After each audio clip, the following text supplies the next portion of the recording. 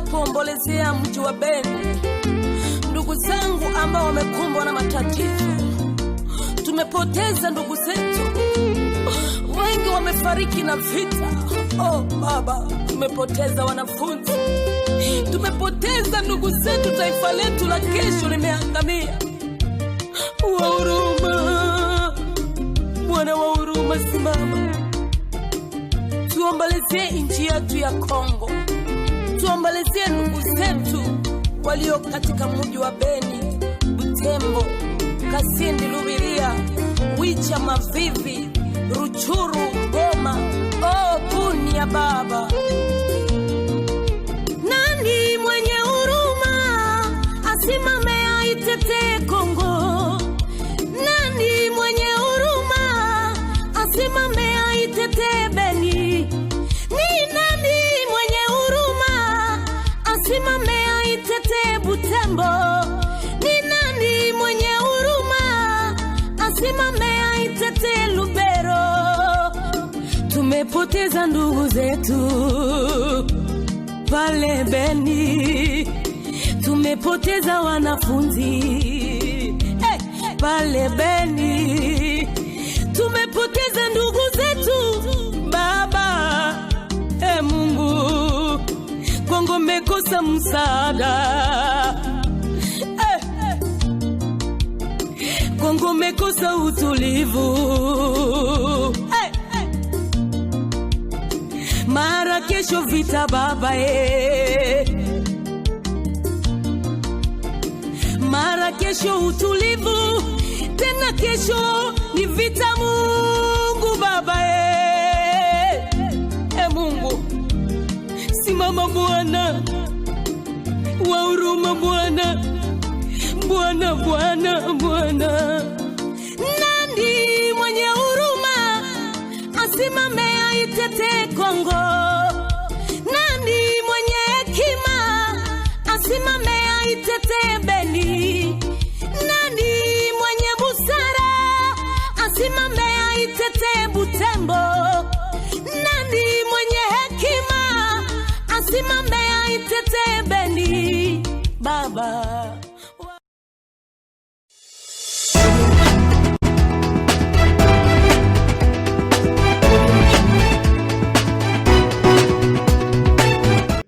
bonjour et bon réveil matinal, bien-aimés dans le Seigneur. Bienvenue sur notre chaîne RDC Kema Fombe, la voix de la résistance. Bandeko babolingo lelo tozokende kolobela gouvernement ya mboka na biso République démocratique du Congo. Malgré ata soki gouvernement yango ezali gouvernement fantôme, mais en tant que Congolais, lelo nazokende ko lobela gouvernement na biso pour monde entier. Lelo yebike la République démocratique du Congo ezali na chef de l'État, ezali na président. Bon, pour bandeko ebele bakate comment fonctionne notre gouvernement, le gouvernement de la RDC, malgré un gouvernement occupant, mais miso papaya, c'est un gouvernement congolais, parce que le soi-disant le président de la République est congolais, donc gouvernement naé, il faut la constituer dans le congolais, même si ce n'est pas le cas chez nous. Mais voilà pourquoi lelo, en tout cas na ponine pona ke dolobela gouvernement explicité bande konanga ba congolais pour ebele ba bakate comment fonctionne notre gouvernement. Ezali composé na banani mosala gouvernement na biso ezanini, chef ya gouvernement ezanani. Voilà ma question oyo lelo bande konanga ba congolais ebele to se posaka donc pour nous koyeba qui compose banani oyo bazo composer gouvernement de la République démocratique du Congo. Ceux qui gouvernent la République démocratique du Congo, c'est le chef de l'État. Comme on a dit, mon salaire n'a nini pour la boca, pour la population, pour le peuple. Bandeko, chef de gouvernement, Oyo, na français Tobengaka, le garant de la République, les commandants en chef, il y a armée, commander in chief en anglais. Entre autres, le président de la République.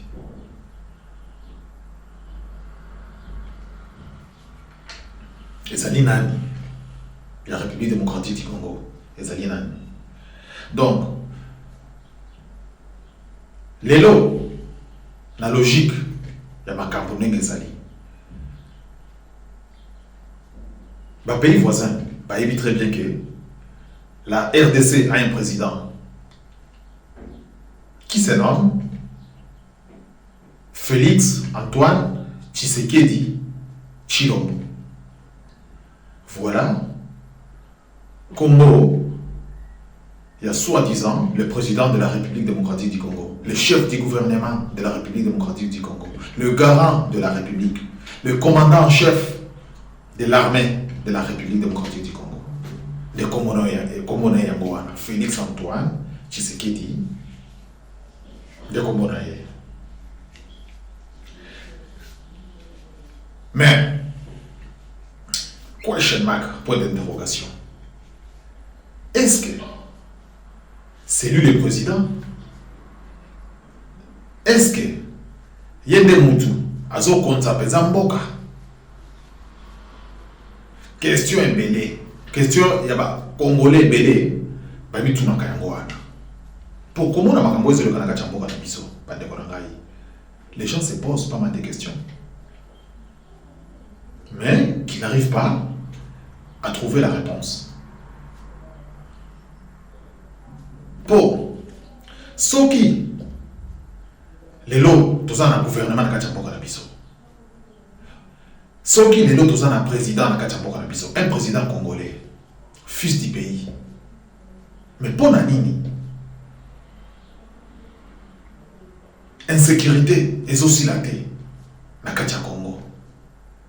Pour Nanini, ba massacre ils ont continué côté à est.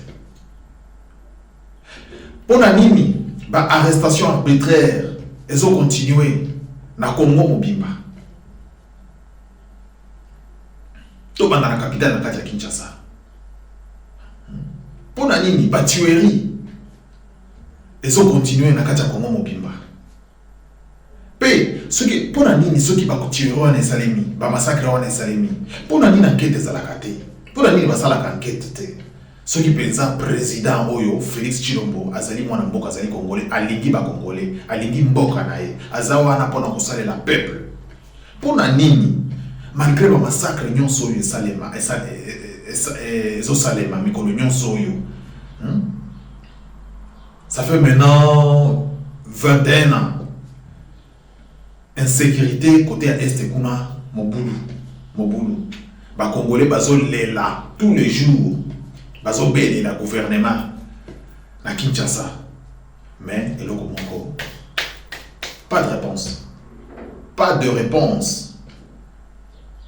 Bandeko nangai. Batu bakufaka na kacha boka. Ba massacre salemaka. Ba ko incendier ba village Mobimba. Va décapiter Batou, va viol. Mais enquête est à la raté, enquête est à la raté. Chose grave. Veuillez m'excuser. Chose grave. Au comment on a pas bomi oyo Batou, banani ba étranger au baso bon va congolais, ba baso sala ba massacre wana, baso perpétrer ba massacre wana na côté est. Comment après une année, 2 ans, au Moni, Badouana, Bazou Bamwakoti Bamona armée nationale. Les assassins des peuples congolais, les assassins de la population congolaise, côté à Est. Après 1 an, après 2 ans, au Komona, Baeba côté si bango, donc les Congolais qui non, ils ont rendu les armes, ils se sont rendus. Donc, tu limbi si bango, mais tu suis bango, tu côté bango dans l'armée nationale. Les assassins, il y a peuple, paix, les Rwandais. Ce sont des Rwandais, ce n'est même pas des Congolais. Mais Bozui Batouana, comme quoi, va se rendre. Donc, nini, batie mindu qui n'a c'est. Ce qu'on récompense au bino au Pessi Bango, au lieu de ça, Bissa Bango, pour Baboma qui déjà, Viola qui déjà, Yibati, au lieu, bon, mais on a la justice, n'est-ce pas se rendre, bon, mais Bango, devant les assises, Bakende, Kosamba, Lokola, citoyen Nyonso, Nakacha Mboka, ceux qui les doivent salir ma bête, ceux qui ont mis mon tout, il faut les cas devant les juges. Il faut les cas devant les assises. Mais puis, nous avons Badouana, Babomi, un peuple congolais. Peu de choses graves, ce ne sont pas les Congolais, ce sont les Rwandais. Mais Bozu Bango, beaucoup de population qui va se rendre, de désarmer qui Bango, mais de Zui Bango, le Kola, Bazaba Soda, de continuer mon armée nationale à Congo. Un pays avec un président.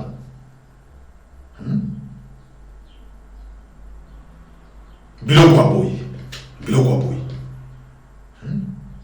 Pays n'a président, n'a garant de la République, sans justice, sans enquête, sans Kolandela, mais Bozu Batouana, Bozu Bango, assassin, criminel, beaucoup de l'armée nationale. Les gens doivent se poser des questions. Même moi aussi, je me pose des questions. Mais j'arrive pas à trouver les réponses. Mais les lots, voilà pourquoi je viens vers vous. Pour nous apporter Bino, pour nous faire Bino, pour nous apporter Bino, moi, par réponse, Oyo, Nazali Nago, Namituna Oyo, Bomitunaka. Est-ce que la RDC, la République démocratique du Congo, a un gouvernement? Oui, il y a un gouvernement. Même si c'est un gouvernement fantôme, même si c'est un gouvernement des occupants, mais c'est un gouvernement.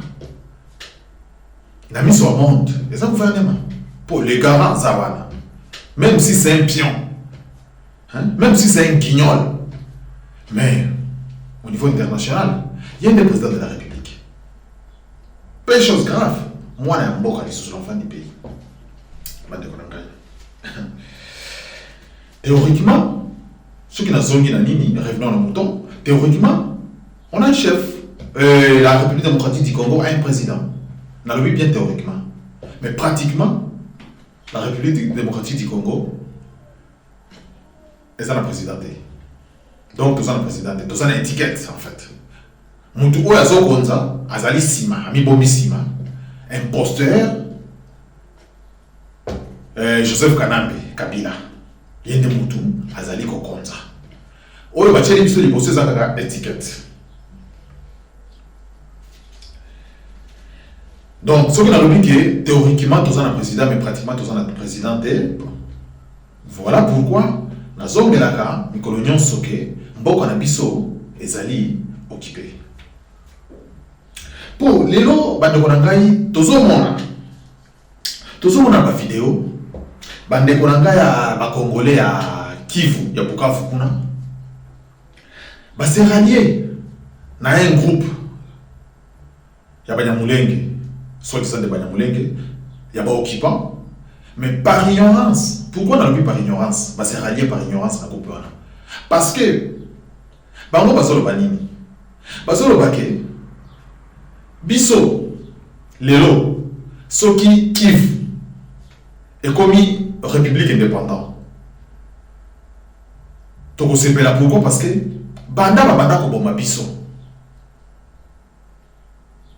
banda meurtre, banda massacre, banda viol, et banda na kati ya région. ya est oyo na muto mona ata mokolo moko te réaction gouvernement oyo Kinshasa bande ko ngai côté wana baza na raison donc ils vivent dans un pays où ils se font massacrer tous les jours, ils se font violer, ils se font tuer, mais bazo belela gouvernement, bazo belela le garant de la République, bazo belela le président de la République pour aya ko secourir bango, pour atteindre l'armée nationale et ya ko le peuple contre bateau yo bazo pour peuple, mais bazoka réponse était na moment on a solo bela bino bande ko ngai lobi awa bauti ko boma na Ituri, bauti ko boma na Beni, bauti ko boma na Bunia, bauti ko boma na Lubero, bauti ko boma kuna na Kasindi ero na solo bela bino awa bazo boma na Goma, bazo boma na Djugu, bazo boma na Kivu, région de Soana bazo boma tous les jours. Est-ce que possible au Yoka? Soi-disant, le président Félix Tshilombo a télémis à lobby. Jamais. Silence total. Donc, a préféré, à qui négocier rallier, n'a pas d'eau pour moi, population. Paul Kagame, Yoweri Museveni, Nebatou a préféré à qui négocier rallier n'a pas. Mais, tout ce qui se passe au Congo, mettre réunion sur le Kanaka Congo, il y a Zali Kounate. Voilà pourquoi Bande Korangai, c'est ça qui bino, ok. Gouvernement n'a plus ce gouvernement mon fantôme. C'est un gouvernement mon fantôme, il y a pas occupant. Mais, avant tout Kende, quand à présent à Mosindo, Toyeba, est-ce que le gouvernement, qu'est-ce l'État, gouvernement, est-ce que ça a une caisse? Bato combien on est sur la carte gouvernement na biso? Bato boni. Mbongo nyonso va contribuable congolais. Et que le gouvernement ça la nini. Voilà pourquoi avant de commencer, suivons d'abord cette vidéo. Il y a gouverneur, il y a ancien gouverneur, il y a Nord Kivu, Ndeko Julien Paluku, en Swahili. Après, on a beaucoup de limolé la bino. Nini azoloba, na kacha vidéo yo. Avant de continuer la vidéo ici, j'ai un biso bande korangai. Suivez la vidéo, je vous reviens juste après. Merci.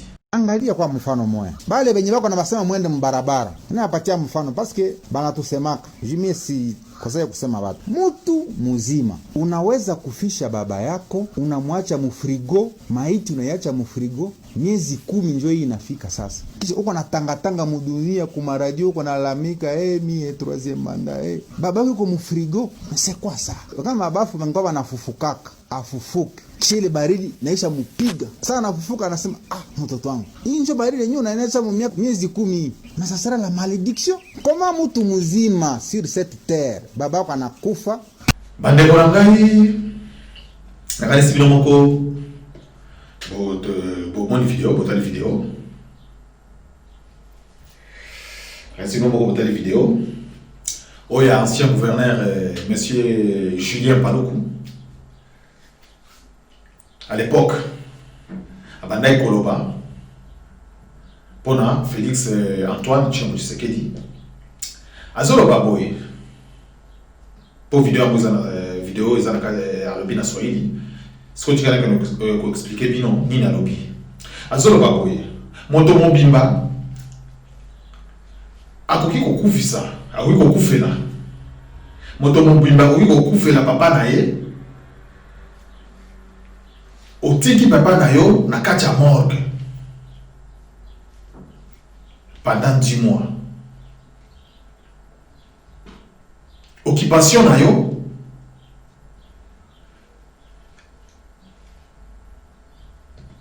donc eloko Et ça, tout ça, et là, comme on a Félix Tshisekedi à l'époque, ils avaient un troisième mandat. Donc, à Kofi, c'est papa na en Belgique. À Tiki, papa na en Katia, mort pendant 10 mois. Donc, et là, comme on a tout ça, au lieu de ça, à rapatrier corps de papa na en Katia Congo, pour accueillir la papa na. Mais, à ce moment papa na 10 mois, na Katia mort en Belgique. Donc, il y a ça au Congo, et loko, ils allaient penser que tout ça est mingi, ils allaient dire papa na été. Et loko, ils allaient tout ça, ils allaient qui babando kuluka, il y a une partie na oyo imposté à Joseph Kanambe Kabila. Donc, babando kuluka par tous les moyens, batalane va promulguer le troisième mandat na bango. Et loko, babando tout ça, ils pensent troisième mandat kaka. Va continuer na pouvoir. Dès loko, babando tout ça. Ndeko Julien Paluku azolobake pe okoyo komona ndenge pe Congo mboka na biso ezanga nango chance okoyo komona lobby mutu ya boye ayiko koma président de la République bandeko l'ironie qui sort lelo Félix Tshilombo yendaza soi-disant président de la République. Il y a encore un biseau. Donc, ce que tu as dit discours à M. Julien Paluku, c'est là qu'il n'est pas prophétie en fait. C'est qu'on prophétisait. Qu'est-ce que mon Dieu a beau et ça n'a pas congolais. Yé Julien Paluku Soloba, mon Dieu a beau et mon Dieu a sondoli papa naïe, a sondoli papa naïe n'a qu'à mort pendant 10 mois. Et ça c'est que bon des années qui pona qu'on rapatrié qu'on papa naïe n'a qu'à Congo, n'a qu'à mort pour baler naïe pour pas condamner. Mais mon Dieu a beau et bien on organise une population. Ata ceux qui veulent l'indemnité nini mutabo akoki koyoki na bakongolais mawa des questions azotuna alobi bila mokanisi ke ata ceux qui congolais azana basi ya ndenge ni population souffrir ndenge nini mutu oyo sundoli papa na pendant 10 mois na kacha morgue hein akoki koyoki na papa na akoki koyoki na population mawa akoki koyoki na un congolais mawa bande ngona ngeza ya solo makaba azana ikolopa pe alobi ke soki papa na ye ala mukaka aliganga tuna mwana na mwana na ngai osundoli ngai penza na kati ya malili pendant 10 mois mais ndenge donc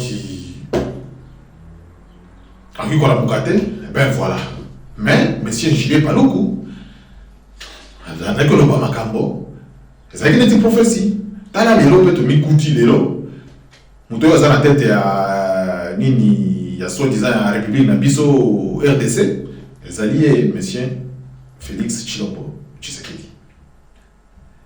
Ndiango, et ça qui est mon parenthèse, pour l'exemple une vidéo, dans la kisabino que, mutu oyo asundola ki papa nae, aki koyoke na bakongolais mawade. Ndeloko, Julien Paluku, alinga qui explique na bakongolais. Donc c'est un aventurier tout fait mutu oyo, bozomona. C'est un aventurier tout fait. Nenge pe loko la Congo ezanga na chance. Tala, mutu ya boende ke kokoma na bake ochela biso na mutu ya mboka. Voilà, même pas 2 ans. Même pas 2 ans na pouvoir. Asiliko est lapidé 1,3 milliard de dollars. Même pas 2 ans. Félix Tshilombo Asiliko est lapidé 1,3 milliard. Il y a pas congolais et si kende na ba voyage na ye oyo ezangatina na ba dépense moko oyo ezangatina na staff na ye hein ya cabinet na ye oyo ezangatina oyo salela ka musala moko te ba congolais bateko na ngai tozo kende koko siko kokota siko na bidisi jana biso boyo ka bino moko esika mbonga ba congolais esika ni kendeke.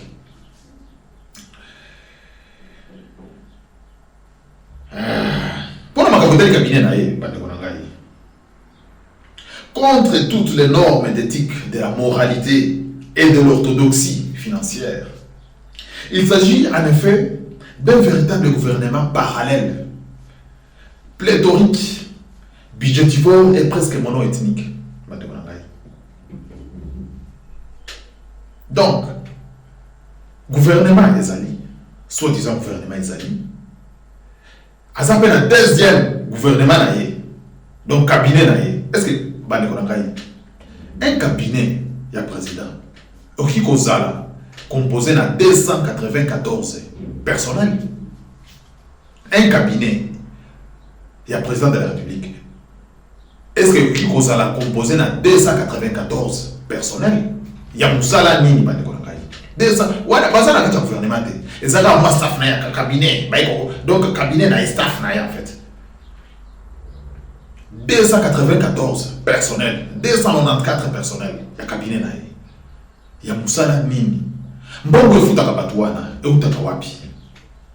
Basala kanini batuana. Pour gouvernement kuti yango moko, gouvernement kuti yango moko. Et ça les naka peuple eloko moko te. Ba ministre ceux qui ba ministre du travail, ba ministre ya nani ya ba économie, ba ministre wana kacha maboko to vandi ba nekona ngai. Moi ministère du travail. Tala musala ezo sala. Tala musala oyo ezo sala.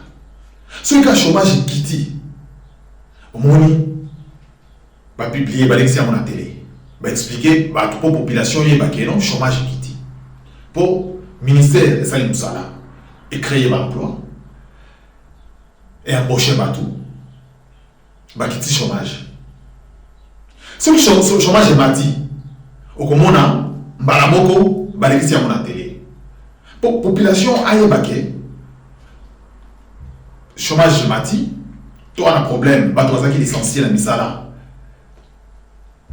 Et ça tel nombre, basé autant. Tout ça, on a une crise. Tout ça, on a un problème boyé. Voilà bien le ministère du Travail. Donc, ils ont beaucoup de vendus. Mais le ministère du Travail, il y a Congo. Ministre du Travail à Congo. Musala na yini na sala kanini. Lelo peza soki peza tokei. Tokomi peza na Kinshasa. Bakotinga na bureau ya ministre ya travail. Na tuna ya pesa na bilan annuel. Bilan annuel ya musala na yini. Akozala capable ya kopesa na bilan annuel ya musala na yini. Il y a 2019, quand on a essayé d'en biquer, il y a un bilan annuel en 2019. Vous créez combien de misala boni? Batu combien basana kata chômage na bokoyo? Est-ce que batu combien oyo déjà possible à partir de la misala bino vous créer? Bon, moi je batu boni déjà parce que misala kata nini ya boko. Tout na Congo pour tout sauter. Tout le monde a Kinshasa. Il ne serait pas capable, les ministres du travail ne seraient pas capables de me donner un bilan. Le bilan, juste le bilan de 2019. Pour la collecte, pour expliquer que l'État là, en 2019, tu as créé une salle autant d'emplois. En 2019, tu boye de base une salle. En 2019, le chômage, tu as un pourcentage de batu boye. À cause de la capacité, à cause de la capacité. Si quoi yo, à quel est le bureau au salaire nini? Fonctionnaire à l'État. Fonctionnaire à l'État. Arriéré à 10 ans. Vous vous imaginez? Un fonctionnaire à l'État. Arriéré à 10 ans. À son salaire. Mais à quel n'est-ce que ça là? Pour la cocosa. Bana. Pour la cocosa bana. Na moisi. Bamonaka qui non, papa qui est comme ça là. Pour ceux qui pratiquent dans d'accord. Et vous créez un problème. Vous voyez que vous créez un problème. Pour attention que vous allez entrer maman et papa. Mais, à Zola Mouka, à Kéi Moussala, parce que tout le monde a encore que papa Kéi Moussala. Mais plutôt que papa soit salaire. Barrière à 10 ans, barrière à 5 ans. T'as la enseignant. T'as la enseignant. Bah, parents, bah, tu vas comme qu'on fout à enseignant. Mais, vous avez 294 staff à cabinet, il y a soi-disant le président de la République. Baza pour se remplir ma poche. Na musala nino basel la peuple ba ndeko ngai. Posons-nous la question, na musala nino basel la peuple.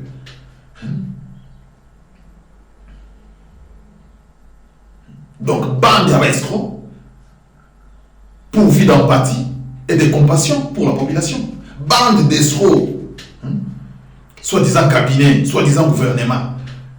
Bande à escrocs, na escrocs. Kobana na mutu, le grand gourou na bango, Joseph Kanambe, Kokita, na bango nyonso wana na ba député, na ba sénateur, na ba sénatrice, na ba nani bango nyonso. Bande à escrocs, ba Zoé, ba Jeannette, Yemoko Félix Chilombo. Na ope mususu basili ko bwakela biso na kati ya prison nani Rwandais oyo Bantu Vital Kamerhe bango nyonso wana ba escroc na ba escroc.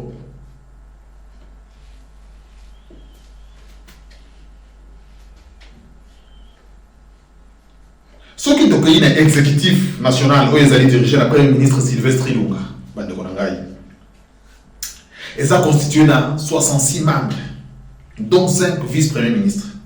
67 membres, dont 5 vice-premiers ministres. 31 ministres d'État, Atagino Moko. Na 17 vice-ministres. Non, mon ananas, gouvernement, vous avez vice. Donc, vous avez 5 ministres, 5 vice-ministres, il faut pas ça. 5 premiers ministres, il faut 5 vice-premiers ministres, pas ça. 5 conseillers, il faut 5 vice-premiers et vice-conseillers basal. Botala système moyo, il y a occupant. Bon système moyo, il y a occupant. Donc 5 ministres, 5 vice-ministres. Ba vice wana, et ça Rwandais. Ce sont des occupants en fait. Ba tchelibino 5 ministres congolais. Ba 5 vice-premiers ministres basal sima. Ce sont des Rwandais. Donc ba monde baso comme ça. Congolais baso bibisele rabino kaka nani na écran. Ye ceux qui moi ni les alliés interview zali ba interviewer ni tso bona boye ba bibisele bino congolais. On est ministre.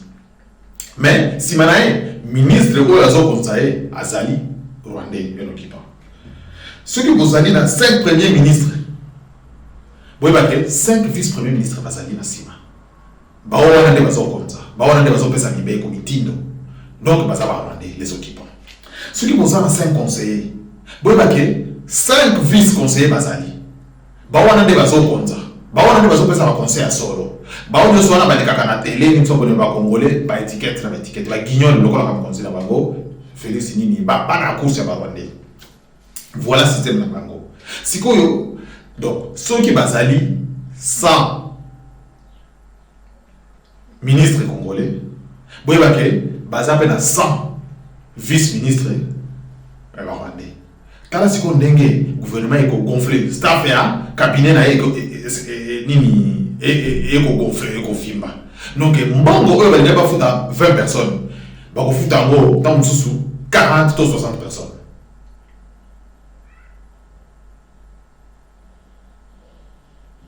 Bon mona bota na nini gouvernement oyo soi-disant gouvernement ya mboka ezali fonctionner.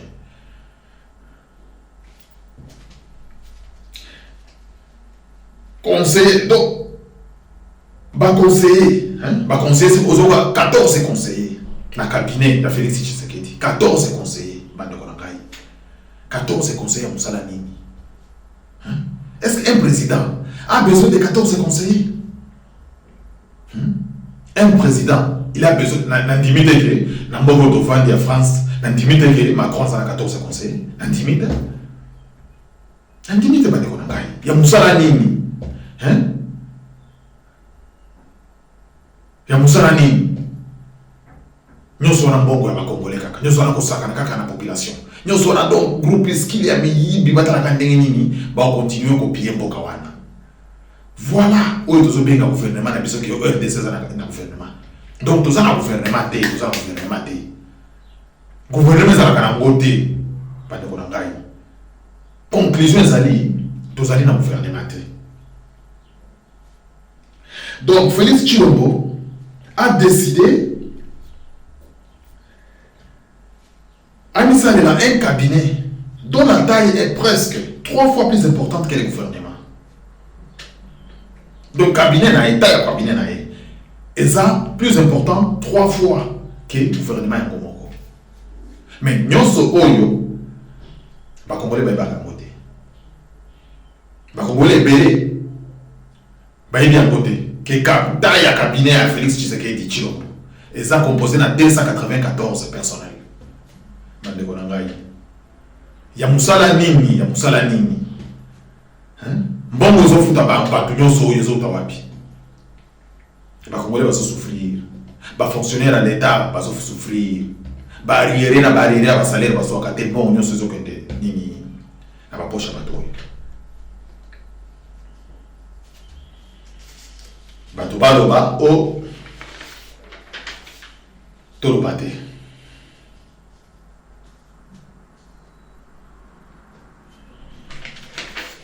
Ça passe. Bon, à la fin du mois de décembre 2019, les dépenses du personnel de la présidence se sont élevées à 51 537 000 dollars contre des crédits plafonnés à 35 527 000 dollars. Année 2019. Alors, il y a un dépassement de l'ordre de 45,06%, selon la direction de la programmation des politiques budgétaires, DPPB en sigle. Donc, on a un dépassement de l'ordre de 45,06%, selon la direction de la programmation des politiques budgétaires, la Bango. Les Amamingi. 51 millions. Quand on a en 2019, on a fait année en 2019, 51 millions, et que déjà. Et que déjà.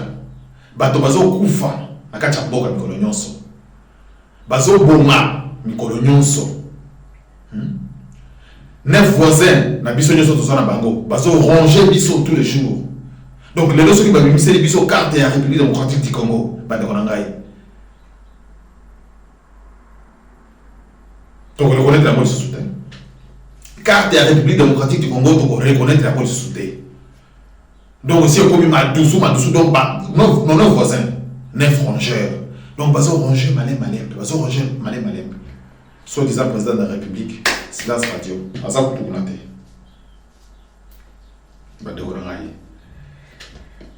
Pour le gouvernement, soit disant gouvernement de la République démocratique du Congo. Yangoyo. Donc, vous avez deux gouvernements parallèles. Nous avons deux gouvernements parallèles. Donc, cabinet, il y a président de la République, il y a soi-disant président de la République, et ça composé dans 294 membres, staff. Et ça, c'est gouvernement. Et ça, gouvernement. Dans le gouvernement, aussi, normal, ba ministre, ba nani, tout ça, ba boye, ba député, ba nyoswana, ba sénateur, ba ngope, ba ça côté na bango. Tala ba to bazoli ya mbongo ya Congo, bango yo. Ba to bazoli ya mbongo ba contribuable congolais, bango yo. Miyibi ba fandeli biso na mutu ya mboka. Miyibi. Bande konanga ba congolais. C'est le moment. Bato bazo belela. Na mona ba vidéo. Oh, to mona Bukavu kuna ba drapeau. Ba drapeau na Bukavu kuna donc ba piki drapeau tala ba bodo biso ni mtsoko na boy. Bande konanga yi. Ah.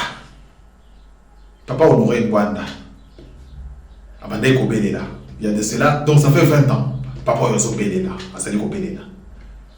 On a rejoint une résistance en 2011, si je me rappelle bien. On a rejoint une résistance, on a comprendre Makambo Congo, on a pas une pesa, comme pesa, Kokota pesa, comme pesa na Makambo Congo, Makambo Italie Congo, en 2011. Je monde.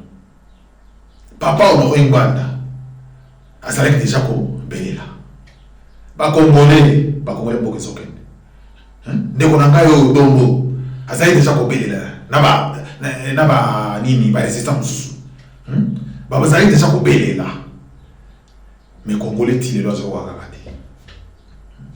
Congolais tilelo. Nanga ibelelo na bandi ko belela. Mais Congolais sont regardés.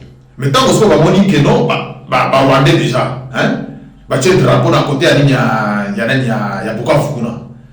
Wana sikoyo, ne babandi sikoyo ko chama vidéo na nini babandi ko commenter. Oh botala, oh mboka komi ko babote biso mboka, oh tala komi république indépendante de Bukavu ni songo na boye. Tango papa o babandi ko belela kala nyonso yo.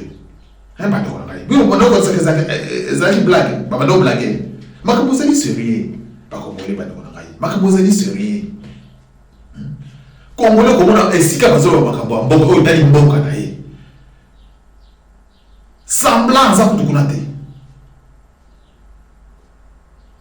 Okuma le donc asa pour kunate. Mais ce que bandaka ko beta kaka histoire psychique. Beki c'est kana feti. Ku toujours wana ko kutu msalate. Okomona ipe kana ba magasin zo luka, zo tambola pa ko luka la mbani nyakolata pa ka na feti. Ah! Papa mobimba. Mama mobimba. Feti na feti kaka. Mboka ezali kokende. Lelo sikoyo wewe se rendre compte que Bukavu ya bwana bani kwa la république indépendante.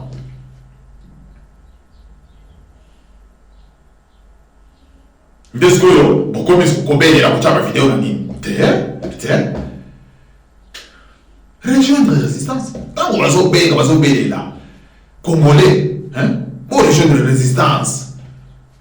Tout cotiser bongo tout à ndenge to ke ne biso pe ko libérer mboka mutu boko ko bondela biso na place na biso zali te ba de ko ngai so to la histoire tout ya ba libération ba mboka ya ba pays mususu ni tso na boza eka ka population ye moko ne ba ndeko se prendre en charge mais congolais afandi na ndako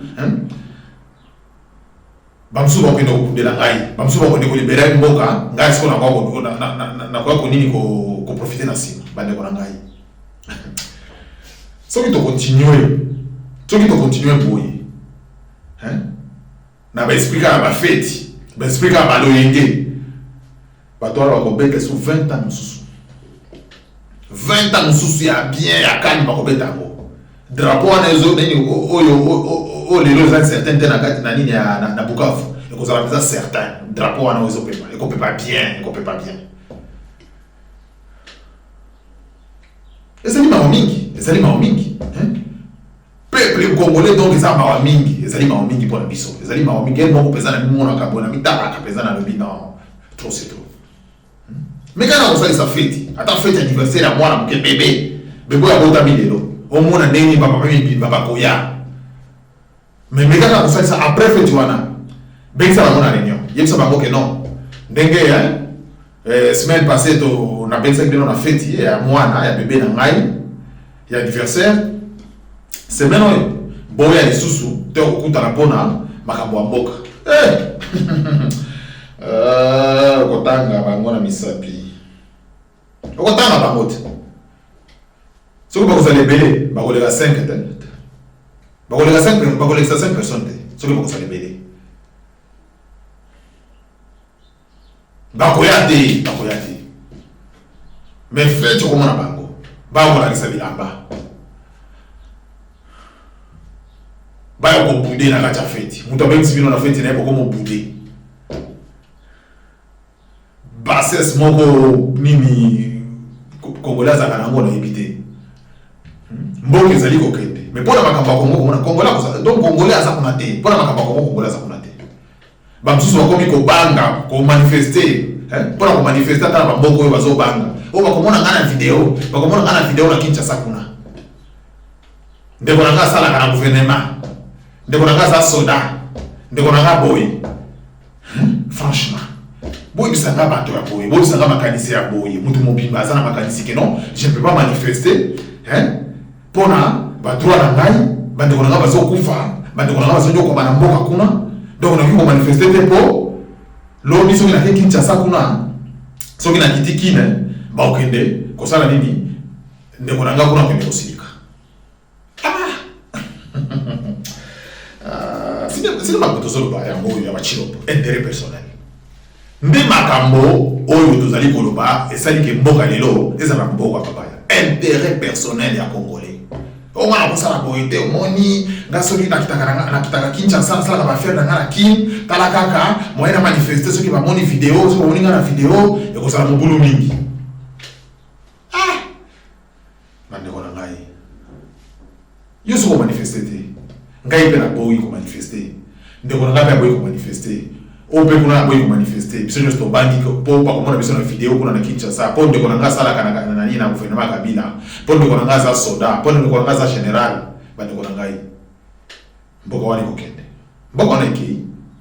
Mboko wani kei. Mboko wani kei. Mboko wani ko kende. Bon, Tokota, la deuxième sujet de Bissot, il y a demande responsable et injuste. Il y a la présidente de l'Assemblée nationale, Madame Janine Mabunda.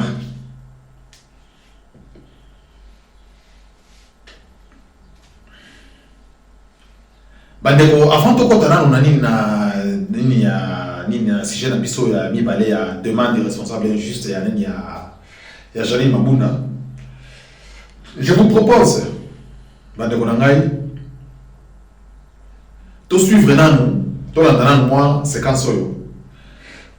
Binomoko, bon on a béni, bah Congolais, Rambolé bah Congolais en fait. Les Congolais en ont marre. Bah Congolais bah comme une souka, bah Congolais bah comme une souka.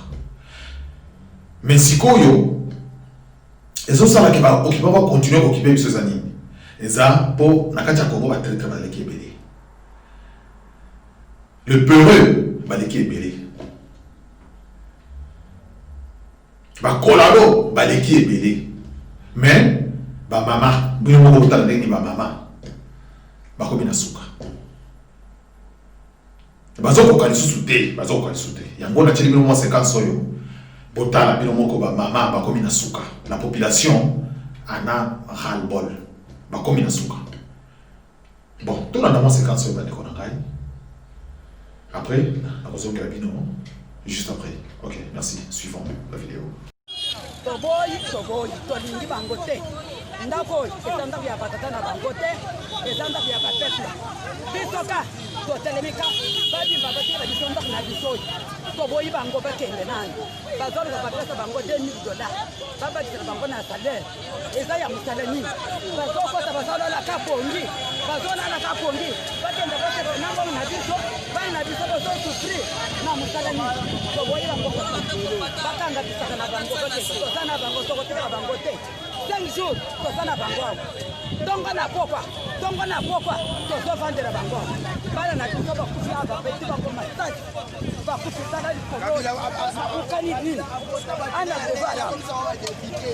Kama ya Kabila. Leo tozonga makambwana. Toboyi papa, toboyi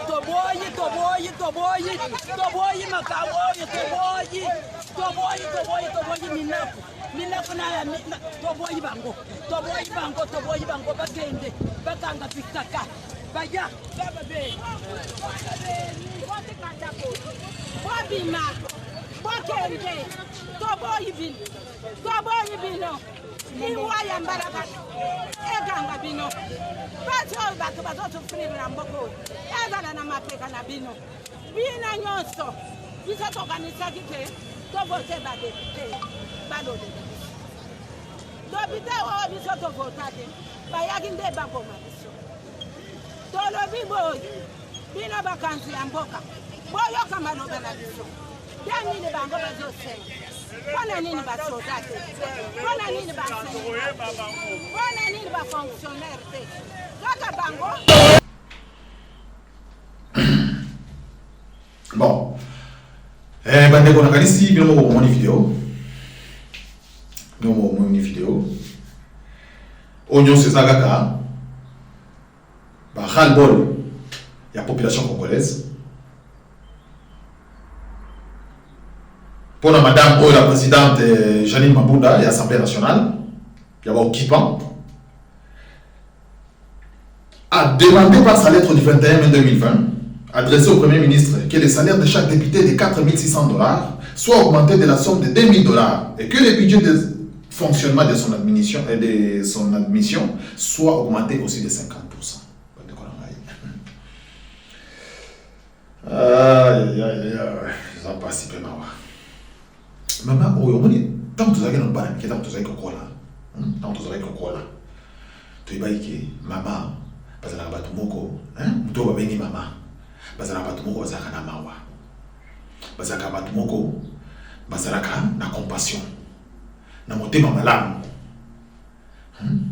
parce que la égoïste était ma maman. Ce que ça na moi et l'autre il faut partager. Na voisin, il faut partager na ndeko. Il faut partager na mwana. Mais ba maman oyo tozali na bango bazali na kati ya gouvernement ya Félix Tshilombo. Baza bandoki, ba maman oyo. Baza na mawa te, baza na mawa.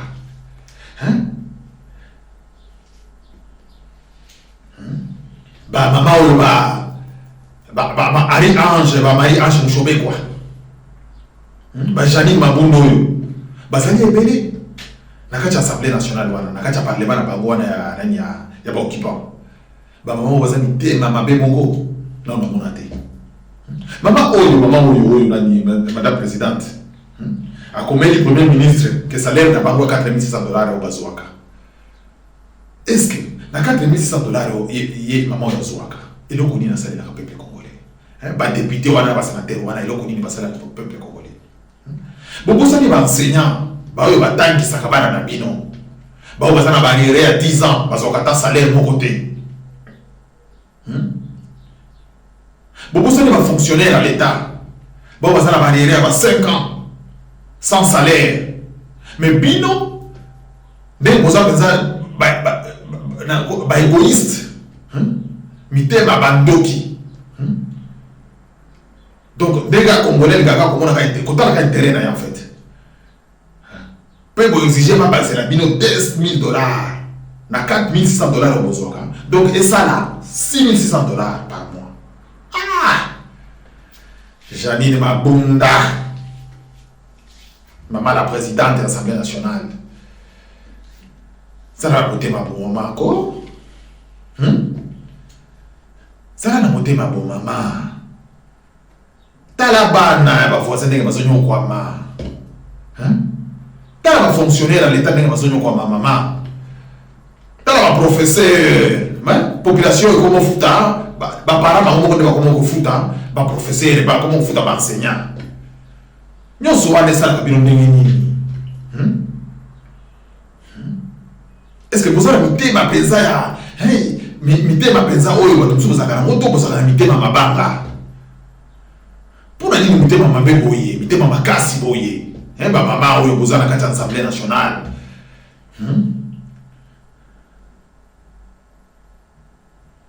Bino tout, bonandika monter maman be, et chef de file na bino, Félix Tshilombo. Asundola papa na ye na kati Afriko, na kati Malini pendant 10 mois. Congo. Ah, ça passe. Maman. Ça la peine à monter maman wako. Zonga pe mutuko. Maman Marie Ange Mouchobe quoi. Mouté maman be eleki. Botala ka ba intérêt na bino. Botala ka pa ta ba voisin na bino. Botala bola na kata Kinshasa. Bokoli na kata Kinshasa. Tala ndenge bato ba onyo kwa na kata Kin. Tout tika na ba région, tout tika na ba province. Ka capitale wa deska bofandi. Vous habitez ma bé, vous habitez ma bé, vous habitez ma bé. Mais oh, vous ça, beaucoup futa kayango. Donc le balaba na soigné. Si vous montez le coup la cura, hay ko josi ko toka bupele. Jour ezali. Tout se paye ici-bas, tout se paye ici-bas. Beaucoup chapaka bisoté, beaucoup chapaka bisoté na zo ibsabino. Donc, traka kabino partout au Québec. Bon, chapaka bisoté. Vous habitez ma belle souka. $6,600 à Moussalanini. Oh, bon, banca.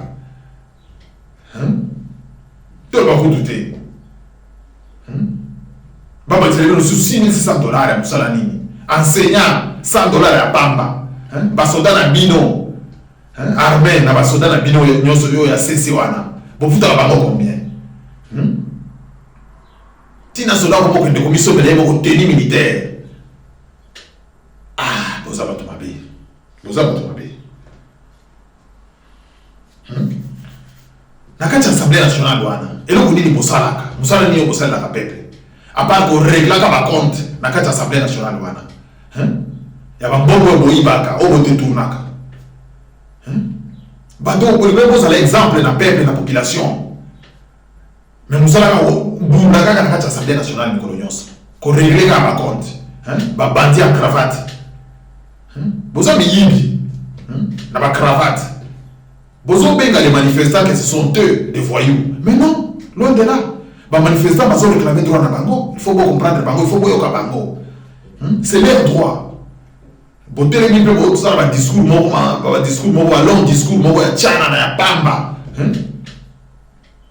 bozo benga bana angana bozo benga bango ke o bazar bande de voyous bino de voyous en cravate ceux qui présentent la logique des choses c'est vous les voyous en cravate, vous les sénateurs, les sénatrices, vous les députés, vous les parlementaires. C'est vous les voyous.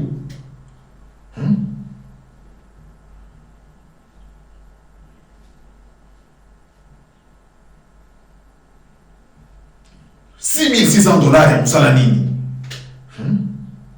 Ya musala nini? Bandeko bazonyo kwama pembeni na bino, ba voisin bazonyo kwama pembeni na bino. Personne ne se retrouve dans ce pays, à part vous les politiciens.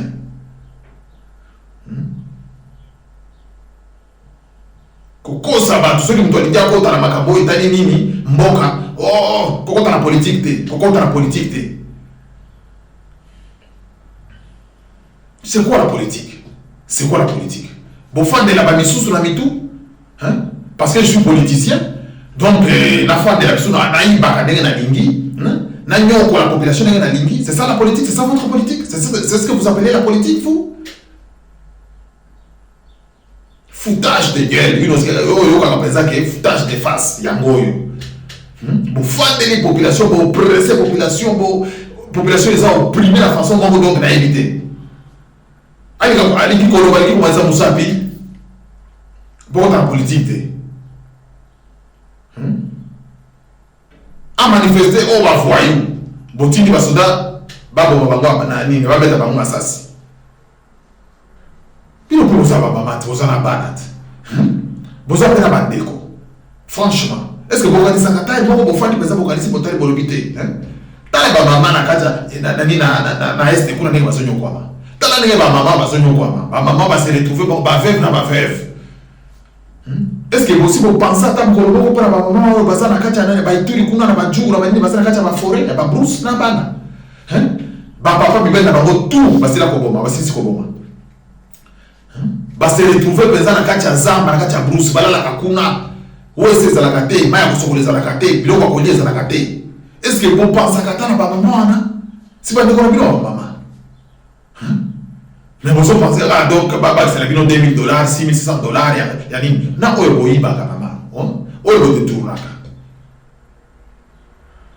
bon c'est la polizali bon c'est la bon accompagner kaka occupation bon accompagner kaka occupation mais mon polizali zela tshela bandeko na ngai bandeko na tshela bino vidéo oyo bomona musala nini oyo soit disant les parlementaires soit disant ba nini ba député ba OK pe ba so exige ba benga ba honorable bozana soni ko bozana soni ngana ke pesa ko benga mutu lokola bino honorable mutu na franchement mutu na ngai ko zelezo sala bien te.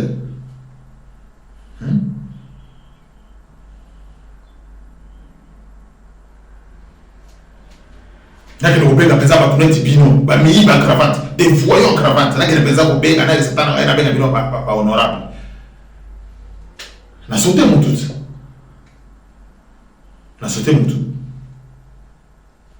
Bonico vous allez éviter mamabé bande d'escrocs pourvu de compassion et d'empathie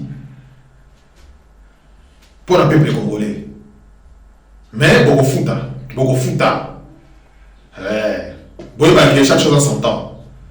Les lobes ont 50. Les lobes ont 50. Moko les alliés. Beaucoup fouta. Bon, moi c'est quand ma vidéo yo. Bon mona preuve. Bon mona makambo oyo ba député oyo musala ba kende ko sala la population na katia Assemblée nationale wana. Après, je vous reviens juste après. Suivons la vidéo, s'il vous plaît. Merci.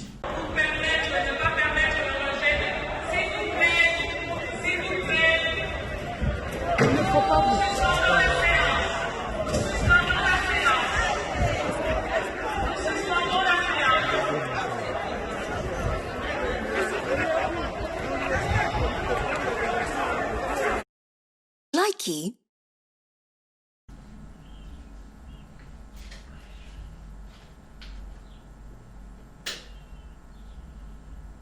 Bon, bandeko, nakanisi bino moko bomoni buzoba, bino moko bomoni vidéo yo, bomoni buzoba ezali na kati. Nde bandeko, nde bato bazo gouverner biso. Bino moko bomoni déjà prévoir appui. Tala bato bazo gouverner biso. Mais soki population atelemi va traiter y a de tous les noms. Va traiter à foyou, va traiter des voleurs, va traiter des koulouna, va traiter de tous les noms en fait. Mais bangonde ba mériter ba kombo nyoso wana ba traiter la population bangonde ba mériter ba kombo wana po bino moko bomoni bato ba linga ba exemple na peuple metala musala na bango ngo ko ka ba compte na katia Assemblée nationale na bango wana. Voilà ba ndeko ngai na kanisi nazana mingi ya kolobate oyo tolobi déjà ekoki pona mokolo malelo. En tout cas ba ndeko ngai résistance et continuer totalement to mobiliser pour partager vidéo oyo. Bon s'abonner na chaîne na biso ya RTC Mafumbe. En tout cas ba info ezali soki nzambe alingi toko pona nini semaine prochaine nakobimisa na bino lisusu vidéo mosusu na ba preuve à l'appui pour Congolais to continuer toujours mobiliser Congolais partout escazali na conscientiser. Voilà, c'est notre but. Nzambe azalana bino, la lutte continue. Ingeda. Bye bye.